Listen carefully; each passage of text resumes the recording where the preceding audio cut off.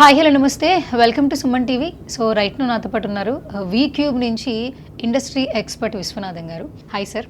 Hello అండి. బేసికల్గా sir మార్కెట్లో చాలా కోర్సులు మనం వింటూ ఉంటాం. కొంతమందికి ఏంటంటే డిగ్రీ అయిపోయిన వాళ్ళకి డిగ్రీకి సంబంధించిన విషయాలు తెలుసు, పీజీ అయిపోయిన వాళ్ళకి పీజీ వరకే తెలుసు.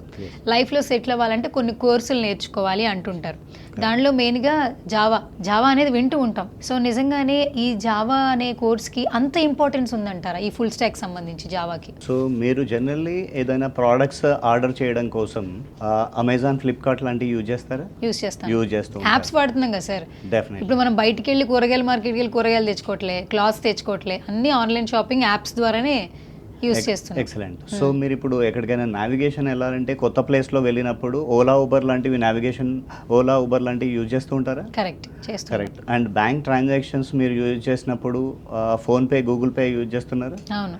And banking applications HDFC, SBI, ICICI లాంటి అప్లికేషన్ యూజ్ చేస్తున్నారా?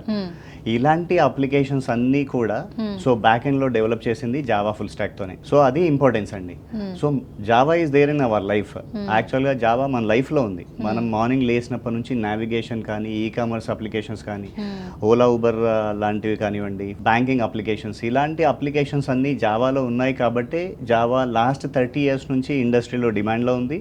And Java is ever green అని చెప్తూ ఉంటారు. అయితే ఇప్పుడు సక్సెస్ఫుల్గా పేమెంట్లు కూడా తీసుకోవచ్చు అనమాట మీరు చెప్పేదాన్ని బట్టి చూస్తుంటే. కొంచెం బ్రెయిన్ యూజ్ చేస్తే, రైట్? మరి ఇప్పుడు అంతా ఏఐ కాలం నడుస్తుంది కదా, మరి ఇప్పుడు ఈ ఫుల్ స్టాక్లో, జావా ఫుల్ స్టాక్లో ఏఐతో ఉన్నటువంటి టూల్స్ని ఎలా యాడ్ ఆన్ చేస్తున్నారు ఇప్పుడు మీరు మన వీక్యూబ్ చూస్తే? ఒక చిన్న డిఫరెన్స్ తెలుసుకోవాలండి. మీరు మాట్లాడుతున్నది ఏఐ జనరేటెడ్ గురించి మాట్లాడుతున్నారా లేదా ఏఐ ఓన్లీ అప్లికేషన్ గురించి మాట్లాడుతున్నారా అనే విషయం తెలుసుకోవాలి. సో అందరూ వ్యూవర్స్ తెలుసుకోవాల్సింది ఏంటంటే ఏఐ జనరేటెడ్ అంటే ప్రతి టెక్నాలజీని కూడా ఏఐని యూజ్ చేసుకొని మనం ఏదైనా కోడింగ్ చేస్తున్నామంటే that is we call it as AI generated. But AI only application అంటే కంప్లీట్గా ఏఐతోనే ఒక అప్లికేషన్ జనరేట్ అయితే అది ఏఐ ఓన్లీ అంటారు. బట్ ఏ బ్యాంకింగ్ అప్లికేషన్ మీరు చూసినా కూడా కంప్లీట్గా ఏఐ మీద డిపెండ్ అవ్వలేదు. ఏ ఈ కామర్స్ అప్లికేషన్, ఏ సెక్యూరిటీ అప్లికేషన్స్ కూడా కంప్లీట్గా ఏఐ మీద డిపెండ్ అవ్వలేదు. Some one has to be there for monitoring. Security point of వ్యూలో ఖచ్చితంగా డెవలపర్ ఉండాలి. కాబట్టి ఇప్పుడు మనం జావా ఫుల్ స్టాక్ని ఏఐతో కలిపి నేర్చుకోవడం వల్ల మనకు ఫ్యూచర్ ఉంటుంది తప్ప మొత్తం ఏఐ వచ్చింది జావా పోతుంది అనేది అయితే లేదండి. ఐటీ సెలెక్ట్ చేసుకున్న వాళ్ళు కూడా డిఫరెంట్ జోనర్స్లో ఉన్నారు, రైట్? మెయిన్గా ఏంటంటే కన్జ్యూమర్లు, కస్టమర్లు వీళ్ళందరికీ కావాల్సింది యాప్స్.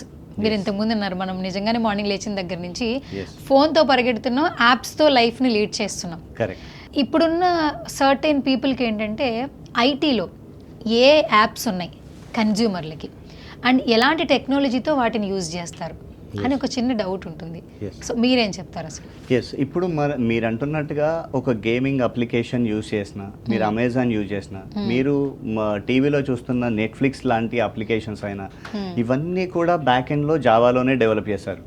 అంటే మనం ఒక కస్టమర్గా మీరు ఏదైతే అప్లికేషన్ ఓపెన్ చేస్తున్నారో దాన్ని జనరల్గా మనం ఫ్రంట్ ఎండ్ అంటాం. అంటే ఒక యూజర్ చూసేదంతా ఫ్రంట్ ఎండ్. సో యూజర్ ఆ అప్లికేషన్ ఎలా వాడుకోవాలో తెలుసుకుంటాడు తప్ప బ్యాక్ ఎండ్లో ఎలా జరుగుతుంది, తన డేటా అంతా డేటాబేస్లో ఎలా స్టోర్ అవుతుంది అనే విషయాలు అయితే తెలీదు. బట్ ఆ బ్యాక్ ఎండ్లో డేటాబేస్ని స్టోర్ చేయడానికి యూజ్ చేసే టెక్నాలజీయే జావా. ఇప్పుడు నా ఫోన్లో చాలా యాప్స్ ఉన్నాయి. ఇప్పుడు మీరు అన్నారు ప్రతి యాప్ని డ్రైవ్ చేసేది జావా అంటున్నారు, రైట్? సో కొంతమందికి ఏంటంటే PhonePe, Google pay, Zomato, what ever it may be. ఇప్పుడు ఫోన్పే అనుకోండి, ఫోన్పేని మనం యూజ్ చేస్తుంటాం. మనం ఎవరెవరికి పేమెంట్స్ చేస్తున్నామో అదంతా కూడా కొంత అమౌంట్ అనేది, డీటెయిల్స్ అనేది ఇక్కడ కనిపిస్తూ ఉంటుంది.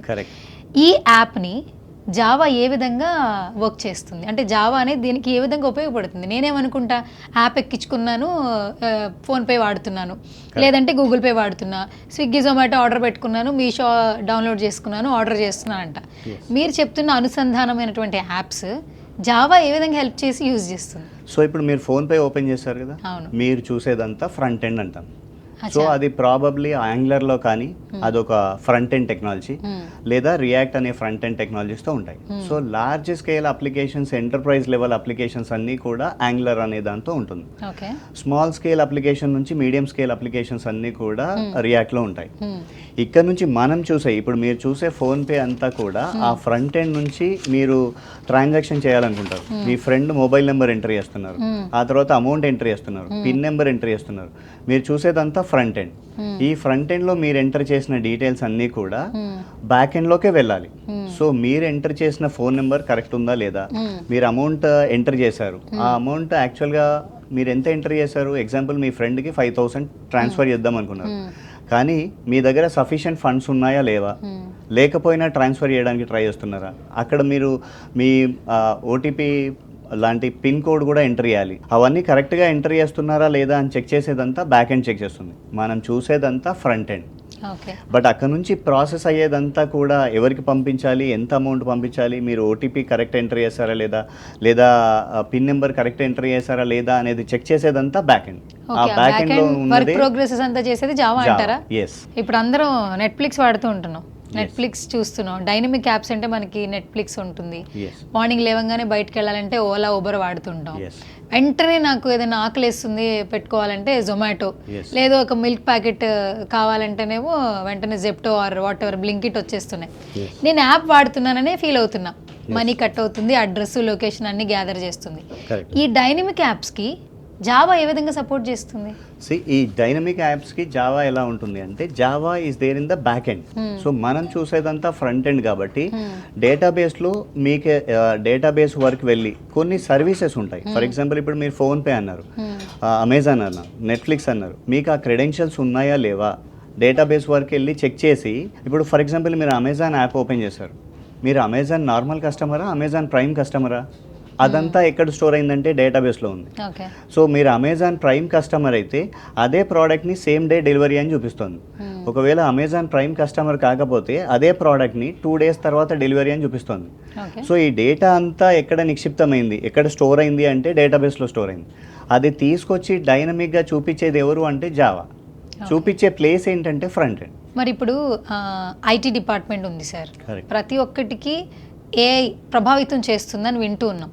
ప్రతి ఒక్క ప్రొఫెషన్ని ఆ ఇంపాక్ట్ అనేది కనిపిస్తుంది, ఏ ఇంపాక్ట్. మరి ఇప్పుడు ఈ ఐటీ విషయానికి వస్తే భవిష్యత్తులో ఏఐ ఇంపాక్ట్తోనే ఐటీ డిపార్ట్మెంట్ డ్రైవ్ అవుతుందంటారా? ఏఐతోనే డ్రైవ్ అవుతుంది, అందులో ఎలాంటి డౌట్ లేదు.